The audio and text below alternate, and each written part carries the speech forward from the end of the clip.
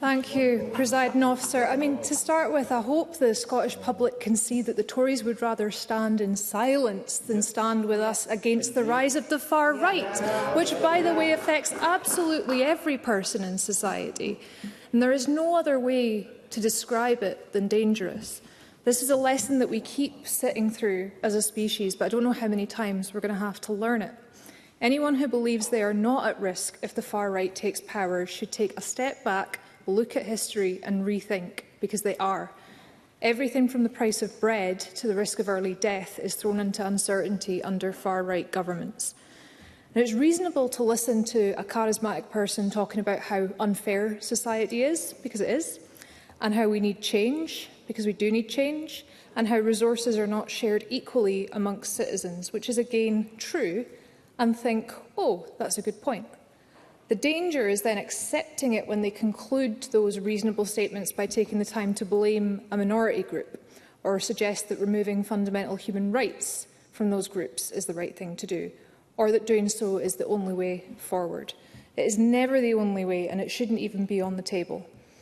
There have been some really interesting statements on globalisation and trade this afternoon, and I'll be thinking about some of them for a wee while. And I again found myself sitting at the back here thinking, if we were an independent country, we could really get into the detail here on trade decisions and how they impact a lot of the different priorities that we have actual consensus on in here.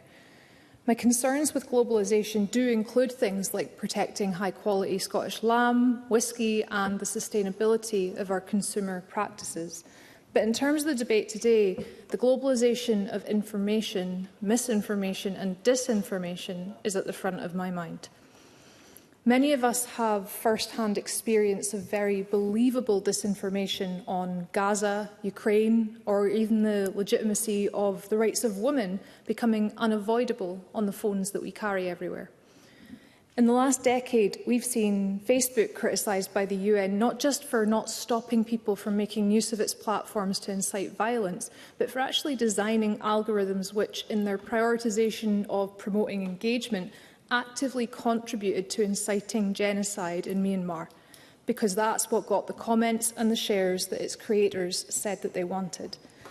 Now, today, AI models involved in social media analytics and promoting news content have even more autonomy and even less oversight than the algorithms which favoured videos promoting genocide. These models don't just learn that people engage when they're angry and show them what makes them angry. They can actually create that anger. When AI models are being created and invested in by those who don't just want to be at the forefront of technological advancement, but are working to advance their own interests, we have to be extremely aware of our collective vulnerability to manipulation. Opinion, fact and voting habits are up for sale.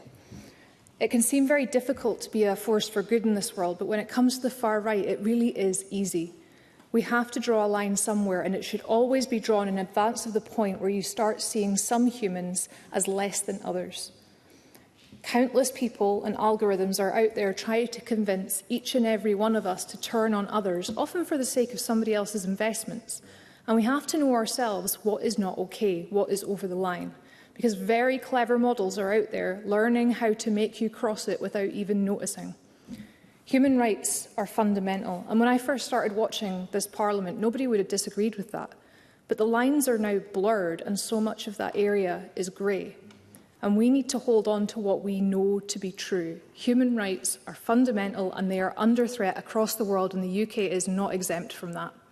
Draw your line, because we have to refuse to cross it. Thank you. Thank you. And I call Paula Keane.